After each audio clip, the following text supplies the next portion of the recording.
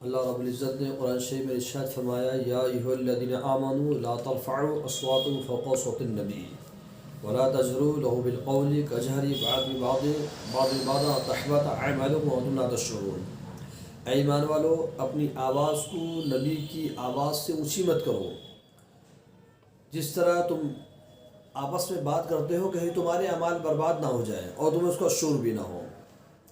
یہ آیت کریمہ ہمیں یہ بتا رہی ہے کہ نبی کے صلی اللہ علیہ وسلم کی بارگاہ میں ذرہ برابر بھی اللہ رب العزت توہین برداشت نہیں کرتا، اس لیے کہ نبی کے صلی اللہ علیہ وسلم کے بارے میں اللہ رب العزت نے یہاں فرمایا کہ جو تم نبی اپنی آواز کو نبی کی آواز سے اونچی مت کرو، یعنی نبی کے ہمیں کتنا ادب کرنا چاہیے۔ آج ان بدعقیدوں کو یہ سوچنا چاہیے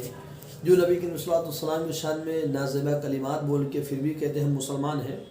وہ کیسے مسلمان ہو سکتے ہیں؟ وہ نبی کے شان میں الٹا سیدھا کلمات بولتے ہیں، نبی کے علم غیب کا انکار، نبی کے تعلق سے یہ کہتے ہیں نبی تو اپنی بیٹی کی شفاعت نہیں کر سکتے، وہ کیسے ایمان والے ہو سکتے ہیں؟ یہ تو منافقین ہیں،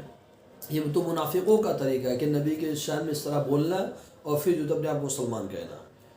حضرت انس بن مالک رضی اللہ عنہ سے حدیث مروی ہے، آپ فرماتے ہیں کہ حضرت ثابت بن قیس رضی اللہ تعالیٰ تھوڑا اونچا سنا کرتے تھے، تو نبی کے صلی اللہ علیہ وسلم تھوڑا کم سنتے تھے، تو نبی کے صلی اللہ علیہ وسلم کی بارگاہ میں اس لیے وہ اونچا بولا کرتے تھے۔ جب یہ آیت کریمہ نازل ہوئی یا ایھا الذین آمنوا لا ترفعوا اصواتکم فوق صوت النبی، اے ایمان والو اپنی آواز کو نبی کی آواز سے اونچی مت کرو،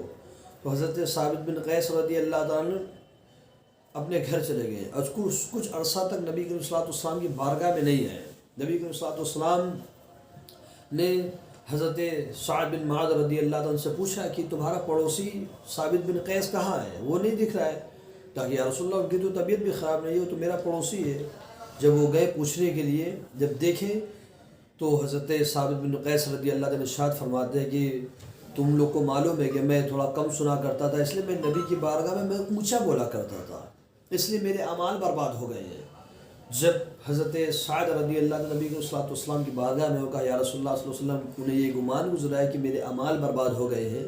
تو نبی کے صلی اللہ علیہ وسلم نے کیا ارشاد فرمایا؟ جاؤ اس سے کہہ دینا وہ تو میرا دل سے ادب کرتا ہے، اسے اللہ اس کے اعمال برباد نہیں ہوں گے۔ یعنی صحابی رسول اتنی بات کا بھی خیال رکھتے تھے اپنی آواز کو نبی کی آواز سے اونچی نہ ہو، نبی کا اتنا ادب کیا کرتے تھے، یعنی صحابہ کرام نبی کے صلی اللہ علیہ وسلم کے چہرے مبارکوں کو کبھی گھور کے بھی نہیں دیکھا کرتے تھے، اتنا ادب کیا کرتے تھے صحابہ کرام۔ یاد حضرت ابوبکر صدیق رضی اللہ عنہ ارشاد فرماتے جب آیت کریمہ نازل ہوئی یا ایھا الذین آمنوا لا ترفعوا اصواتکم فوق صوت النبی، اے ایمان والو اپنی آواز کو نبی کی آواز سے اونچی مت کرو۔ حضرت ابوبکر صدیق رضی اللہ عنہ ارشاد فرماتے یا رسول اللہ صلی اللہ علیہ وسلم اب میں آپ کی بارگاہ میں بہت آہستہ بولوں گا۔ حضرت عمر فاروق رضی اللہ عنہ نبی صلی اللہ علیہ وسلم کی بارگاہ میں بہت آہستہ بولتے تھے، یہاں تک کہ حضور صلی اللہ علیہ وسلم دوبارہ فرماتے تھے دوبارہ بولو، یعنی صحابہ کرام اس قدر ادب کیا کرتے تھے۔ اللہ نے نبی کی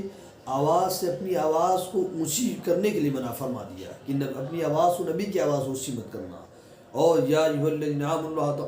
لا تقدموا بین یدی اللہ ورسولہ، اے ایمان والو نبی کے آگے کے چلنے کی کوشش مت کرو۔ مگر یہ بدعقیدے جو کلمہ بھی پڑھتے ہیں نبی کے بارے میں کہتے ہیں کہ ہم نبی کو مانتے ہیں، مگر نبی کے تعلق اس طرح کی بات کرتے ہیں، تو جب وہ اللہ نے جو تو نبی کی آواز سے اونچی آواز کرنے کے لیے منع فرما دیا ہے تو یہ تو بہت کچھ بولتے ہیں، تو یہ کیسے اسلام میں رہیں گے؟ اس لیے یہ نبی کے صلی اللہ علیہ وسلم کی گستاخ ہے۔ یہ قرآن میں صرف نبی کے صلی اللہ علیہ وسلم کے عیب تلاشا کرتے ہیں، یہ قرآن میں عیب تلاشنا یہود و نصارہ کا کام ہے، نبی کے عیب کو تلاشنا یہ یہودیوں کا کام ہے، نبی کے دشمنوں کا کام ہے، یہ ایمان والوں کا کام نہیں ہے۔ جو ایمان والا ہوگا قرآن میں نبی کی خوبیاں تلاشے گا، جب یہ قرآن تو سارا نبی کی نعت ہے، مگر ایک ایمان والا قرآن شریف میں نبی کی خوبیاں تلاشے گا، نبی کی اچھائیاں تلاشے گا، مگر یہ قرآن پڑھ کے قرآن میں نبی کا عیب تلاش کرتے ہیں، اس لیے یہ کیسے مسلمان ہو سکتے ہیں؟ اس لیے اللہ رب العزت نے یہ فرما دیا یا ایھا الذین آمنوا لا ترفعوا اصواتکم فوق صوت النبی، اے ایمان والو اپنی آواز کو نبی کی آواز سے اونچی مت کرو، نبی کے آگے چلنے کی کوشش مت کرو، تو جو نبی کی آواز سے اونچی کرے اس کے اعمال برباد ہو سکتے ہیں۔ جان بوجھ کے جو اپنی آواز کو اونچی کرے وہ برباد ہو سکتا ہے. جو نبی کے آگے جان بوجھ کے چلنے کی کوشش کرے اس کے عمل برباد ہو سکتے ہیں. تو جو نبی کے شان میں اس طرح کے الفاظ بولے اس کے عمل کے کیوں نہیں برباد ہوں گے؟ جو نبی کی شان میں توہین اس طرح کی کرے وہ اس کے عمل کیوں نہیں برباد ہوں گے؟ وہ تو اسلام سے نکل جائے، وہ تو مرتد ہے. اس کا نہ نکاح کسی سے ہو سکتا ہے اور نہ اس کے اوپر نماز فرض ہے، نہ اس کے اوپر روزہ فرض ہے. وہ اسلام سے خارج ہو گیا.